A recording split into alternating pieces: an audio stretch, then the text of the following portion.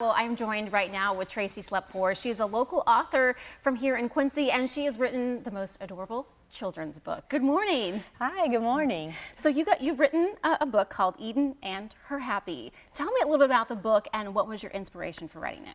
Well, I've always loved children's books, and as a teacher and a school counselor, I always consulted children's books, and even with older kids sometimes, those classics that kind of stand the test of time. I would use those in the classroom, like The Engine That Thought It Could, and Oh, the Places You'll Go, and I was just always inspired by just the simple messages of children's books, and so I kind of wanted to just give that a shot myself. Absolutely, and this wasn't an easy process. This is kind of a long process. Yes, this was a very, very long process. And so, like I said, I was a teacher and school counselor at one point in time, and then I decided to stay home with my kids.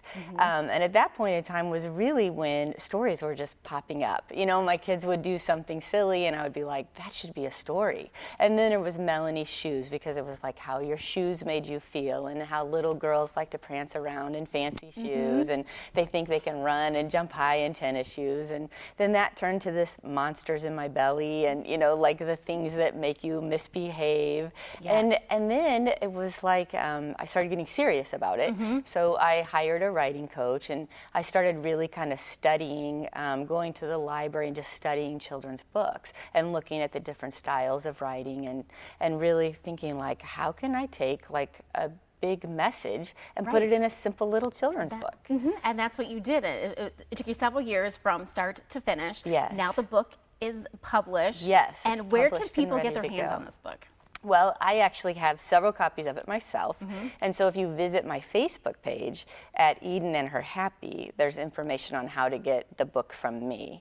It will also be carried at the Quincy bookstore starting this week, actually starting today. Okay. And then you can also order it yourself online at lulu.com. Okay, so lulu.com, if they're from out of town, they can Yes. order it there. Can we hear a few pages from your Yes, book? I would Okay. love to read a few pages. So Eden wakes up and she thinks her happy's gone. So she kind of stomps through her day trying to find it. And she encounters different people, and of course each person she encounters kind of has a different message for her about her happy. So she stomped down the stairs. She stomped into the kitchen.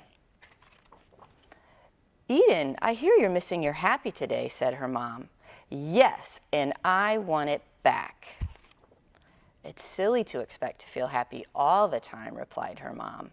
So each person that she comes across in each situation kind of gives her a little message. And of course, that's a big part of the book, is it's silly to expect to feel happy all the time. That's right. And it's how she finds her happy at the end of the book that I think is the most inspiring. I really do. So if you would like to get your hands on this book, Tracy showed you where you can get it. If not, you can get it at lulu.com. And I'm thinking this should be a great Christmas gift this year. If people have some in their life, whether you're a child or an adult, I think adults could also relate to this book as well. So. Yes, that's what I hope for. I hope for a book that, you know, kids and adults as well. And I've had a couple parents of college kids even say, my daughter really needs to read this book because she needs to understand how to be responsible for her own happy. And I think that's a really great message. So Tracy Slept-Horse, thank you much for joining us today.